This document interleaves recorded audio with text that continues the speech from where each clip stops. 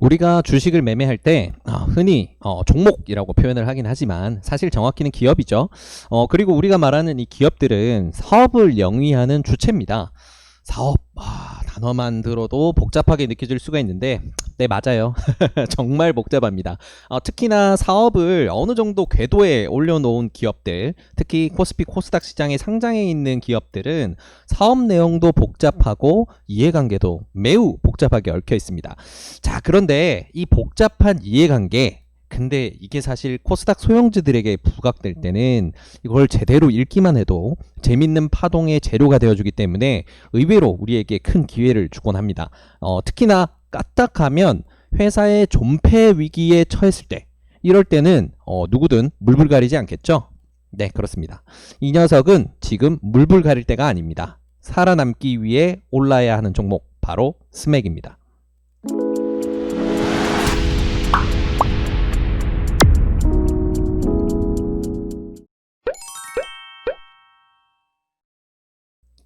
안녕하세요. 수익의 달인 수달스탁입니다. 2020년 10월 27일 특징주 리뷰 시간입니다. 자, 오늘은 스맥이라는 종목 소개시켜 드리기 위해 가져왔습니다. 요 녀석이 은근히 급등락이 굉장히 심한 종목이고 소형주다 보니까 또 스몰캡 종목들 중에서 좀 가지고 놀기 좋아하시는, 단타 좋아하시는 분들은 한 번쯤 내 계좌를 스쳐간 적이 있는 그런 종목일 거예요. 굉장히 서두에서 말씀드린 것처럼 뭔가 이해관계도 굉장히 복잡하게 엮여 있고 회사도 아주 우량한 상태가 아니다 보니까 더 복잡한 부분도 있고, 그래서 주가가 일봉으로 쭉 보시면 아시겠지만 쭉 우하향하는 와중에도 굉장히 재밌는 파동들이 많이 나왔습니다. 그래서 이 종목 같은 경우에는 급등락이 굉장히 심한 종목으로 우리가 볼 수가 있는데, 일단 서두에 먼저 말씀드릴게요. 이 종목은 철저하게 기술적 매매로 접근을 합니다.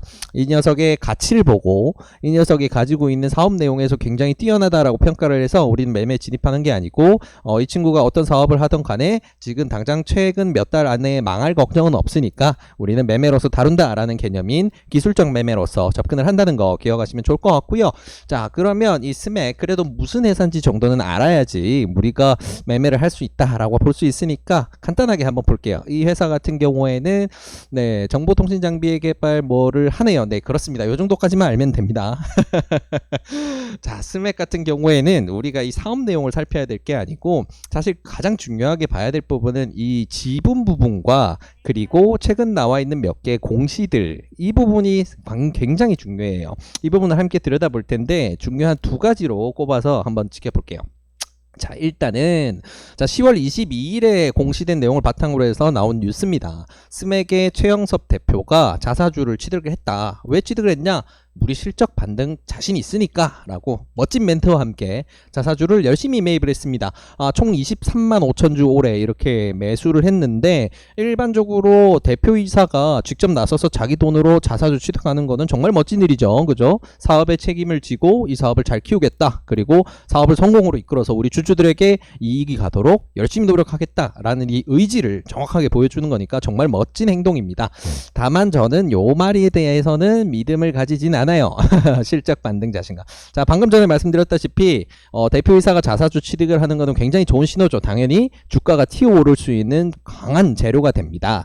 자, 그래서 우리 최영섭 대표는 지금 올해 열심히 이렇게 자사주를 취득을 하면서 멋진 모습 보여주고 주가도 부양하는데 한몫을 하고 있는데, 자, 재밌는 뉴스가 또 있죠. 최근에 나와 있는 뉴스인데, 지금 스맥이 CB 전환을 앞두고 있습니다. 12 전환이 발행되어 있는 CB들이 많이 남았기 때문에 이번에 이제 전환을 코앞에 두고 있는 게 6회차 CB예요. 자, CB가 낯선 분들이 계실 텐데 굉장히 간단하게 개념을 정리해 드릴게요. 자, 회사들은 일단 CB의 정확한 용어는 전환 사채입니다. 사채라고 하니까 굉장히 좀 위험한 단어처럼 들릴 수가 있는데 그런 거 아니고요. 회사의 채권을 사채라고 해요. 그래서 우리가 굉장히 이상한 음성적인 사무실 가서 몸에 그림이 많으신 분들한테 돈을 빌리고 그런 개념이 아니고, 회사에서 발행한 채권, 회사가 돈 빌리면서 발행한 종이, 이거를 사채라고 표현을 하고요.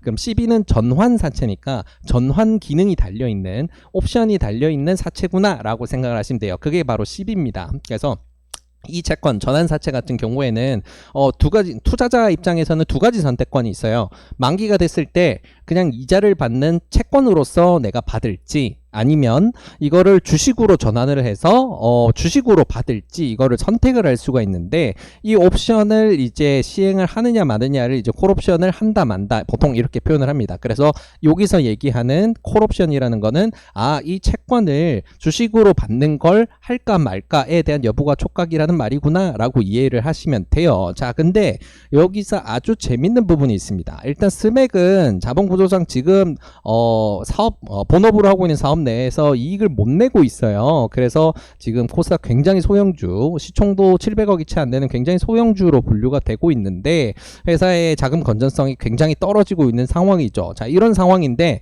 자, 이번에 전환을 앞두게 된, 전환의 선택권에 가게 된 이 채권이 만약에 그냥 채권으로 되게 되면 이 돈을 갚아야 되는 회사 입장에서는 굉장히 힘들어집니다. 그죠? 일단은 채권은 갚아야 되는 의무가 있는 돈이고, 이걸 못 갚으면 바로 부도로 가게 되는 거죠. 그래서 채권에 대한 부담감이 굉장히 큰 시기인데, 자, 이 부담을 덜려면 어떤 선택을 해야 되냐?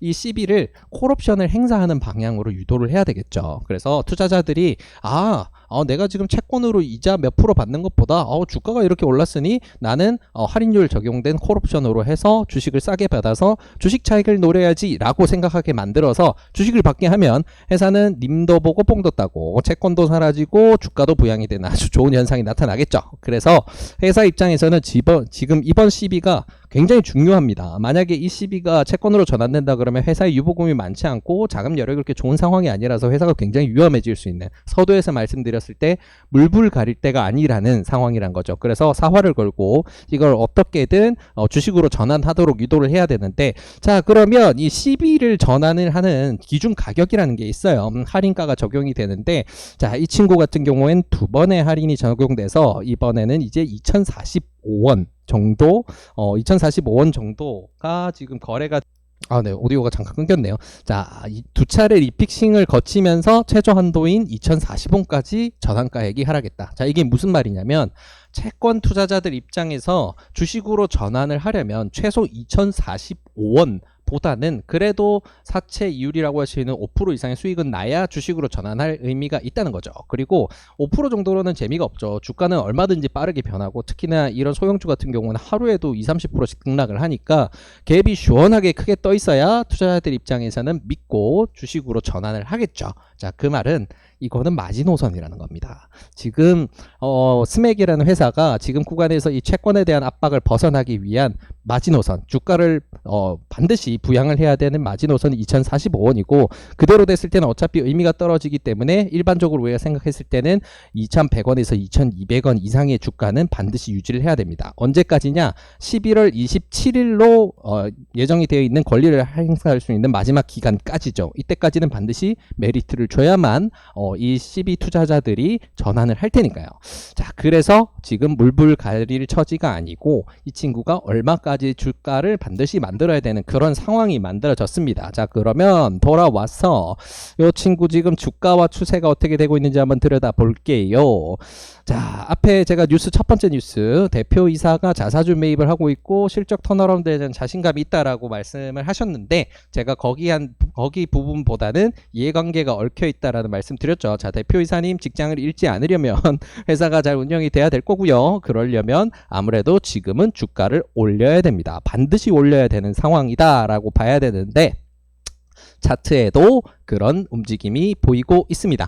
자, 일단은 우리가 항상 보고 있는 이제 일봉상 차트로 봤을 때 우리가 흔히 보는 매집주의 차트 패턴은 아니에요. 자, 근데 재밌는 부분이 있습니다. 보통 이렇게 파란색의 최대 거래량이 터지면서 주가가 오르다가 흘러버리게 되면 우리는 죽는 봉이라고 표현을 많이 한다라고 말씀드렸죠. 근데 이게 의도에 따라서, 그리고 구간에 들어온 자금의 성격에 따라서 이건 매집봉이라고도 표현을 하기도 하고요.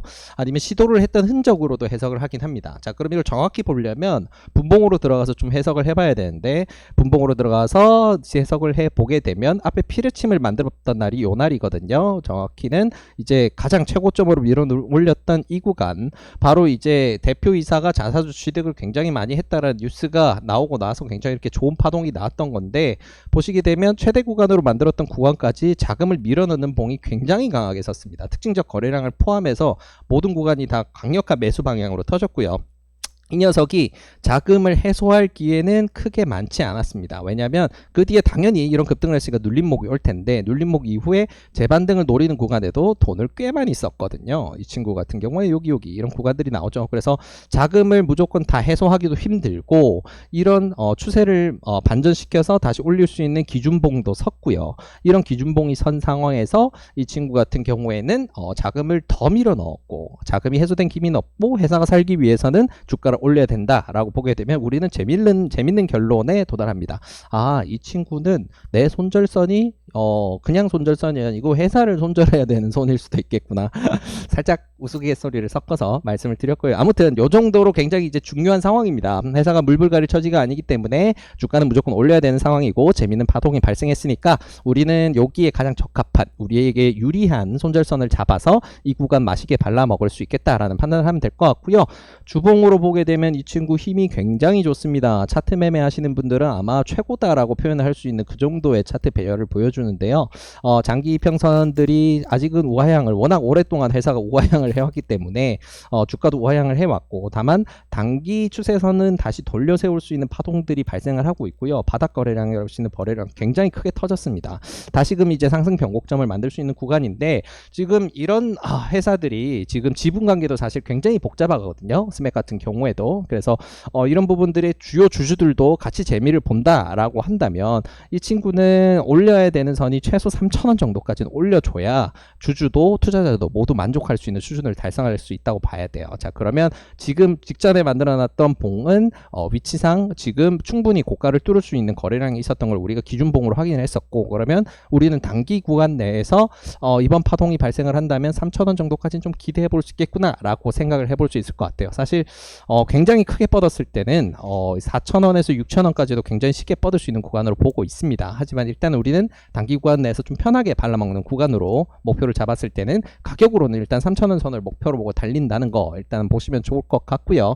자, 그러면 분봉으로 돌아와서 이 친구 구간 해석에서 자금이 갇혀 있고 상황상 무조건 올려야 되는 상황이다라고 생각했을 때 우리가 어떻게 유리하게 발라먹을 수 있을지 내일장에 어떻게 매수를 해서 우리 평단을 어떻게 만들고 어떻게 대응할지 지금부터 한번 잡아보도록 할게요.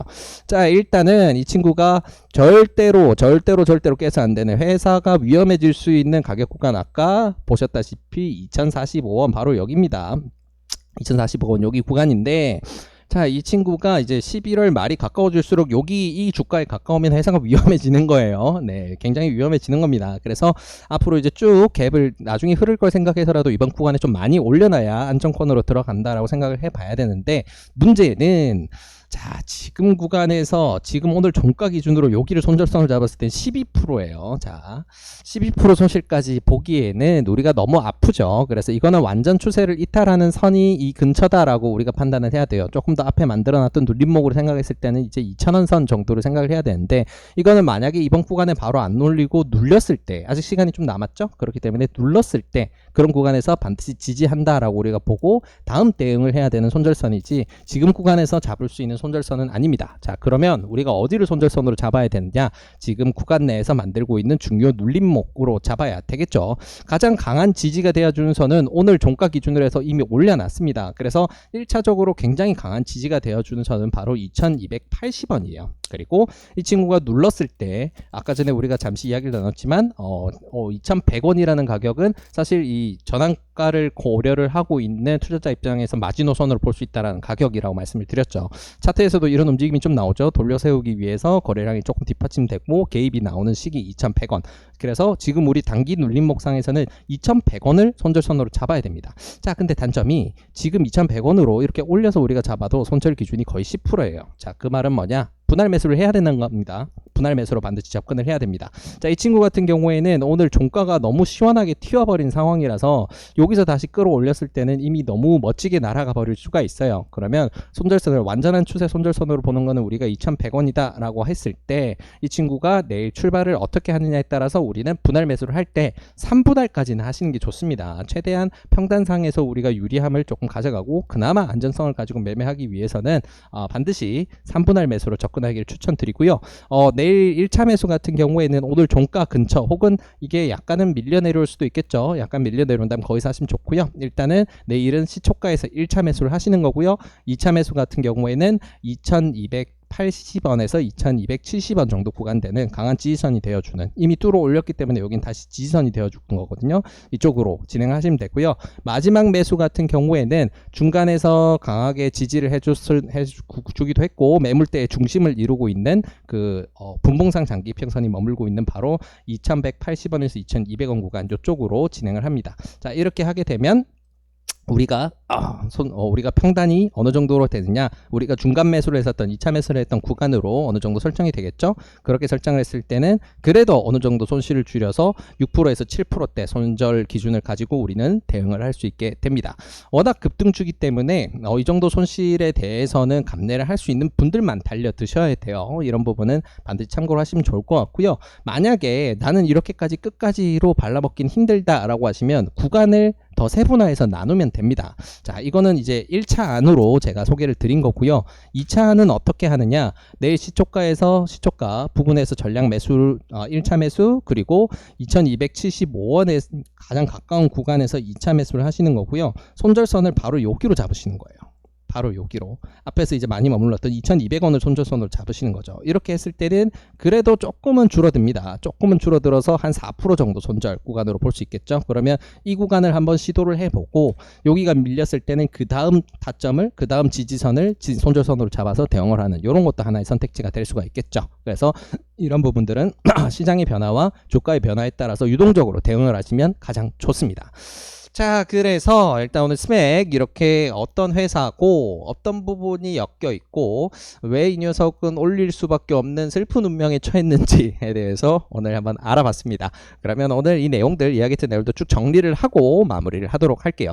자, 스맥이라는 종목은 일단은 본업 부분보다는 지금 엮여 있는 이슈들 때문에 우리는 기술적 매매로 접근을 하는 거고요. 지분 문제, 그리고 CB 전환 문제가 지금 굉장히 강한 이슈로 작용을 하고 있습니다. 특히 CB 전환에 있어서 전환가액이 2045원 정도로 확정이 되어 있는 상황이라 지금 채권을 부담하기에는 굉장히 힘든 이 회사의 운명, 그리고 지금 자금 상황을 고려를 했을 때 이 친구는 11월 27일 이전까지 해서 최대한 2045원의 평단을 가지는 이 CB 투자자들에게 매력을 어필을 해서 주식 전환을 시키도록 유도를 해야 됩니다. 그러기 위해서는 최소한 2100에서 2300원 정도 주가는 만들어 놔야 어느 정도 메리트는 줄 수 있겠고, 안정적으로 매력을 어필을 하고 그간에 등락이 있더라도 투자자들이 주식으로 전환한다라고 한다면 사실 2,500원, 2,600원까지도 올리는 게 굉장히 좀 중요한 타이밍이죠. 그렇기 때문에 회사가 이렇게 힘이 꾹꾹 받아서 위로 올라가는 파동을 만들고 있고, 현재 구간에서 자금이 밀려 들어온 기준으로, 기준봉을 기준으로 생각했을 때는